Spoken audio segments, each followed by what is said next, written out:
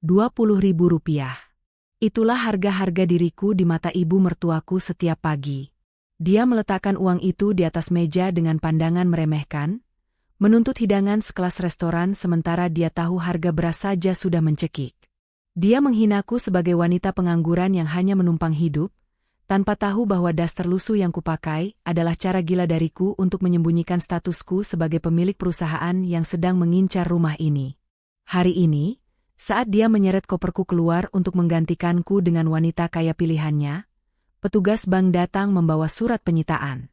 Saat dia memohon bantuan, aku hanya menjatuhkan uang 20.000-nya ke lantai. Rumah ini sudah kubeli, dan sekarang silakan Anda angkat kaki dari properti saya. Pernahkah ketulusan Anda dianggap remeh hanya karena Anda memilih untuk diam dan mengalah? Tulis, bangkit, di kolom komentar dan sebutkan dari kota mana Anda menonton. Mari kita tunjukkan bahwa kesabaran seorang wanita memiliki batas yang sangat mematikan bagi mereka yang sombong. Suara gesekan kertas di atas meja kayu itu terdengar seperti sayatan di telingaku. Ibu Salma, mertuaku yang selalu merasa paling berkuasa, baru saja memberikan jatah hidup untuk hari ini. 20.000. Masak yang enak, Doni mau pulang bawa teman kantornya. Jangan memalukan ibu dengan sayur kangkung lagi. Istri itu harusnya pintar mengolah uang, bukan cuma pintar mengeluh. Ucapnya sambil berlalu menuju ruang TV, mengabaikan aku yang masih memegang lap dapur. Aku menatap uang 20.000 yang tergeletak kusam itu. Di kepalaku, aku langsung berhitung, beras seliter sudah 13.000, telur 2 butir 4.000, sisa Rp3.000. Lalu di mana daging atau ayam yang dia minta untuk menjamu tamu? Mas, 20.000 mana cukup untuk masak enak buat teman kantor? Bisikku pada Mas Doni yang sedang sibuk dengan ponselnya. Mas Doni menoleh, matanya menatapku dengan dingin, tanpa ada sedikit pun rasa iba. Risma, turuti saja apa kata ibu. Jangan bikin suasana rumah jadi panas. Kamu itu sudah enak tinggal di sini, gak perlu bayar sewa, gak perlu kerja capek. Masa mengurus uang dapur saja tidak becus?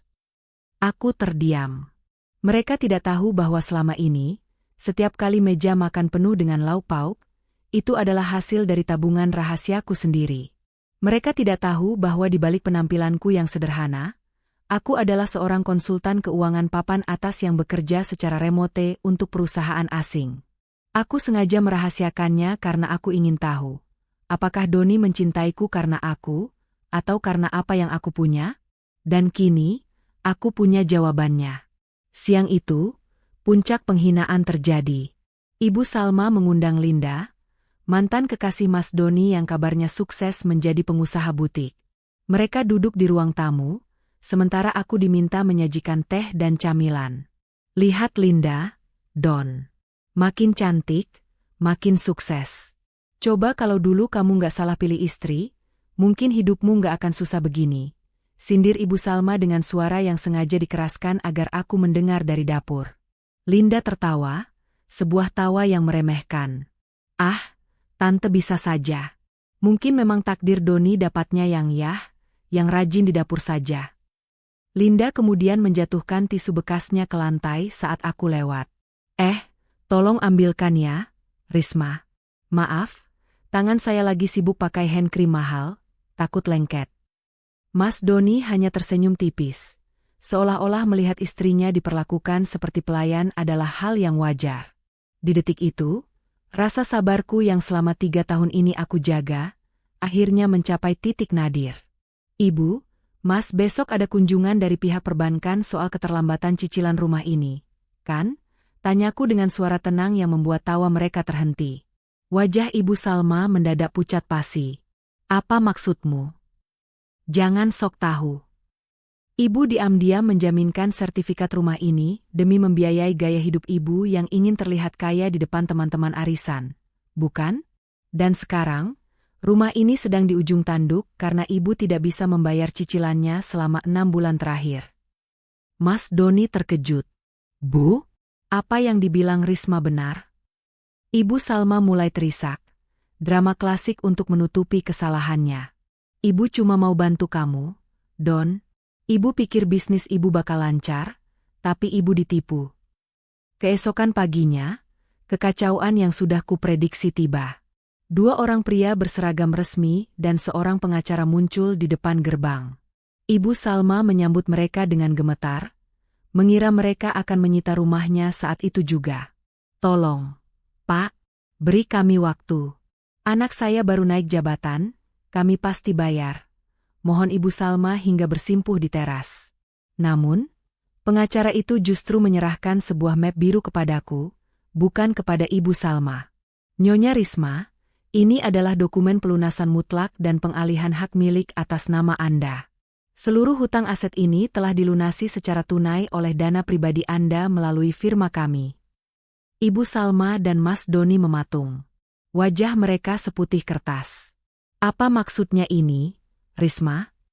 Dari mana kamu punya uang untuk melunasi rumah ini?" teriak Mas Doni dengan suara bergetar. Aku melangkah maju, menjatuhkan uang Rp20.000 yang kemarin diberikan Ibu Salma tepat di bawah kakinya yang sedang bersimpuh. "Uang Rp20.000 ini tidak bisa membeli martabat, Ibu. Tapi kesabaranku selama 3 tahun bisa membeli rumah ini dan segala isinya," ucapku datar. "Mas Doni, Ibu Salma, mulai hari ini, kalian adalah tamu di propertiku. Dan sebagai pemilik sah, aku meminta kalian untuk mengemasi barang-barang kalian sekarang juga. Silakan bawa uang Rp20.000 itu, dan buktikan pada dunia bahwa Anda bisa hidup mewah dengan nominal yang Anda anggap cukup untuk saya selama ini." Doni mencoba memegang tanganku, wajahnya dipenuhi penyesalan yang terlambat. "Risma, tolong maafkan aku. Aku tidak tahu kalau kamu..." Aku menarik tanganku dengan tenang. "Kamu tidak tahu karena kamu tidak pernah peduli, Doni.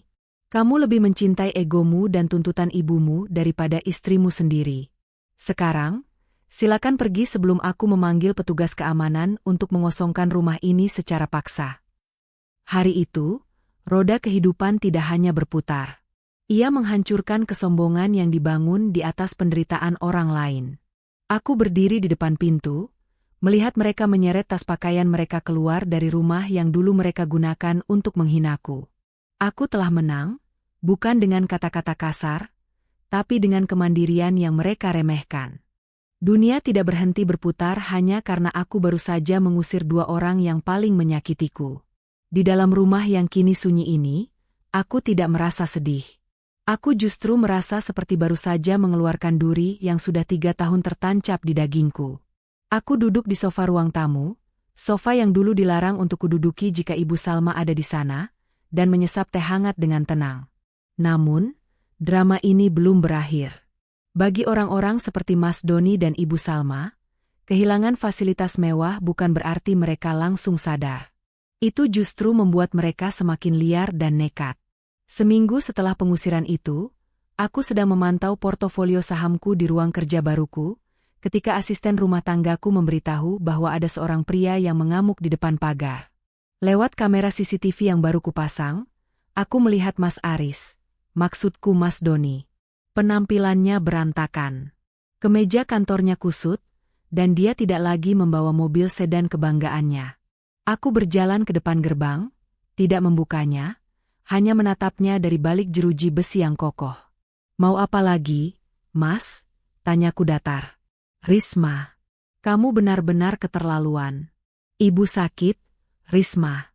Dia syok karena kita harus tinggal di kontrakan sempit yang bau dan panas. Kamu tega melihat orang tua yang pernah jadi mertuamu menderita?" teriaknya dengan urat leher yang menegang. Aku tersenyum tipis. "Sakit? Bukankah Ibu Salma bilang dia wanita yang kuat dan mandiri? Uang 20.000 yang kuberikan waktu itu, sudah habis untuk beli obat atau habis untuk gaya hidup?" "Risma, tolonglah. Aku dipecat, Risma. Perusahaanku tahu soal kasus pemalsuan tanda tangan ibu yang kamu beli hutangnya. Mereka tidak mau punya karyawan yang keluarganya bermasalah secara hukum. Aku butuh uang. Kamu kan kaya, apa susahnya berbagi sedikit untuk orang yang pernah tidur seranjang denganmu?" Mendengar itu, aku merasa mual. Dia tidak meminta maaf karena telah menamparku atau merendahkanku. Dia datang hanya karena dia butuh uang. Dia masih menganggapku sebagai mesin uang yang sekarang sudah berganti pemilik. "Mas Doni, Dengar baik-baik, kataku, mendekat ke arah jeruji. Saat aku menjadi istrimu, aku memberikan seluruh hidupku dan kamu hargai 20.000. Sekarang, saat aku menjadi pemilik rumah ini, hargamu di mataku bahkan tidak sampai 1 rupiah. Pergilah, sebelum aku memanggil polisi atas tindakan tidak menyenangkan. Ternyata, penderitaan mereka baru saja dimulai. Tanpa aku perlu mengotori tanganku, alam bekerja dengan caranya sendiri. Beberapa hari kemudian, aku mendapat kabar dari salah satu rekan bisnisku bahwa Linda, wanita yang diagung-agungkan Ibu Salma sebagai calon menantu kaya, ternyata adalah seorang penipu ulung. Butik yang dia banggakan itu hanyalah kedok untuk skema investasi bodong. Dan korbannya yang paling parah? Tentu saja Doni. Doni telah menyerahkan sisa tabungannya dan bahkan meminjam ke pinjaman online atas nama ibunya demi investasi di butik Linda. Sekarang Linda menghilang tanpa jejak, meninggalkan Doni dengan tumpukan hutang yang bunganya mencekik leher setiap jam. Puncaknya terjadi sore itu. Ibu Salma datang kembali ke rumahku. Kali ini dia tidak berteriak. Dia bersujud di aspal depan pagarku, di bawah terik matahari yang menyengat. Hana, Risma, tolong ibu, nak. Penagih hutang datang setiap hari ke kontrakan kami. Mereka mengancam akan membawa Doni kalau hutangnya tidak dibayar. Ibu salah, Risma. Ibu berdosa padamu, isaknya sesenggukan. Aku membuka gerbang dan berdiri di depannya. Aku tidak menyuruhnya bangun. Aku ingin dia merasakan bagaimana rasanya berada di posisi paling bawah. Posisi yang dulu dia paksakan padaku setiap hari. Ibu ingat saat ibu membuang masakan kangkungku ke lantai karena ibu ingin rendang dengan uang 20.000? Tanyaku pelan. Ibu Salma hanya bisa mengangguk sambil terus menangis. Aku akan bantu, tapi tidak gratis. Lanjutku. Aku butuh asisten untuk merapikan gudang dan mencuci kain-kain kotor di panti asuhan yang baru saja aku bangun. Gajinya tidak besar, tapi cukup untuk makan. Dan karena ibu sangat ahli dalam mengelola uang kecil, aku akan memberimu jatah makan harian sebesar 20.000 rupiah. Bagaimana? Adil, kan? Ibu Salma terpaku. Wajahnya yang dulu dipenuhi bedak mahal kini kuyu dan penuh debu. Dia harus memilih harga diri atau keselamatan anaknya. Ibu mau, Risma. Ibu mau bekerja apa saja asalkan Doni selamat. Ucapnya lirih, menyerah total pada keadaan. Keesokan harinya, pemandangan ironis pun terjadi. Wanita yang dulu memerintahku dengan telunjuknya, kini duduk di kursi kayu kecil di belakang rumah produksiku, menyikat kain-kain kotor dengan tangan yang gemetar. Mas Doni pun tidak jauh berbeda. Karena tidak punya pekerjaan dan dikejar hutang, dia terpaksa bekerja sebagai kurir pengantar paket di perusahaanku. Dia harus memakai seragam kerja dan mengantarkan barang-barang milikku ke pelanggan. Setiap kali dia melihatku turun dari mobil mewah, dia hanya bisa menunduk, tidak berani menatap mataku. Roda kehidupan memang berputar, tapi ia tidak hanya sekadar lewat. Ia menggilas siapa saja yang sombong dan memberikan tahta bagi mereka yang sabar dalam diam. 20.000 rupiah itu tetap ada di atas meja makan mereka setiap pagi, sebagai pengingat abadi bahwa itulah harga yang mereka tetapkan untuk sebuah ketulusan, dan kini itulah harga yang harus mereka jalani untuk bertahan hidup. Aku berdiri di balkon, menatap matahari terbenam. Aku bukan lagi menantu yang terzalimi. Aku adalah wanita yang berhasil menjemput takdirku sendiri. Dan bagi mereka yang masih meremehkan seorang wanita berdaster di dapur, berhati-hatilah, karena di balik diamnya, mungkin dia sedang membeli dunia yang kau tinggali. Dendam bukanlah tujuan utamaku, tapi keadilan memiliki caranya sendiri untuk menagih hutang. Melihat Ibu Salma mencuci tumpukan kain di gudang belakang rumah produksiku, adalah pemandangan yang tak pernah kubayangkan sebelumnya. Wanita yang dulu memegang sanggulnya setinggi langit, kini harus berkawan dengan busa sabun dan bau keringat.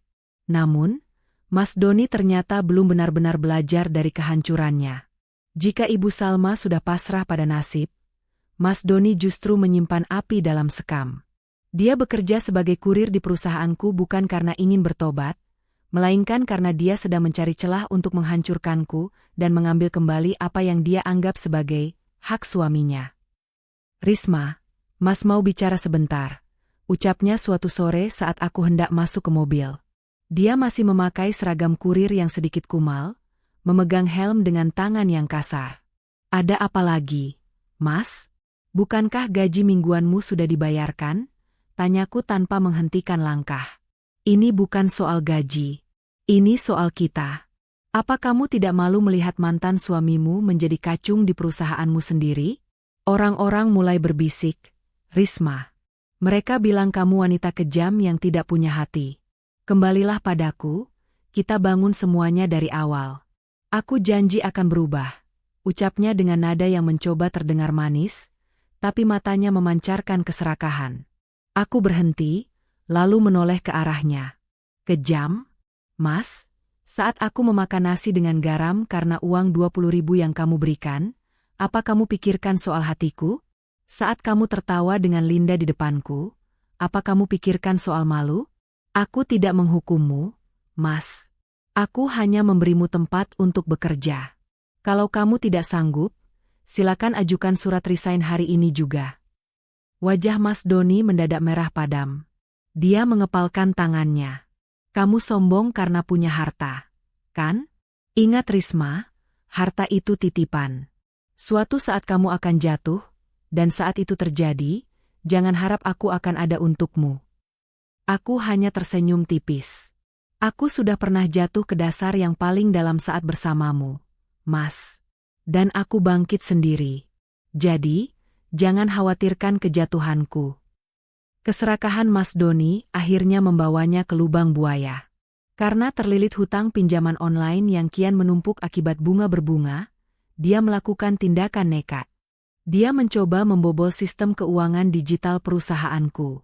Sebagai kurir, dia memiliki akses masuk ke area kantor, dan dia memanfaatkan kelengahan satpam di jam istirahat untuk menyusup ke ruang server. Dia tidak tahu bahwa aku adalah seorang konsultan keuangan yang juga mengerti tentang keamanan sistem. Setiap pergerakan di ruang kerja itu terpantau langsung ke ponsel pribadiku.